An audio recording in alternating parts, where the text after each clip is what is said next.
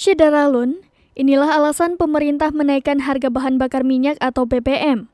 Pemerintah resmi menaikkan harga bahan bakar minyak atau BBM per hari ini, Sabtu 3 September 2022, karena dinilai telah membebani anggaran negara.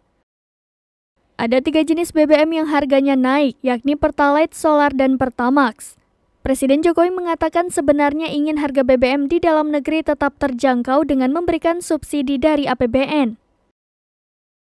Jokowi menyebut saat ini subsidi BBM lebih banyak digunakan kelompok ekonomi mampu, yakni sebanyak 70%. Dilanjutkan Jokowi, subsidi BBM akan dialihkan untuk bantuan yang lebih tepat sasaran. Jokowi menambahkan anggaran subsidi dengan kompensasi BBM tahun 2022 telah meningkat 3 kali lipat dari Rp152,5 triliun menjadi Rp502,4 triliun dan akan terus meningkat.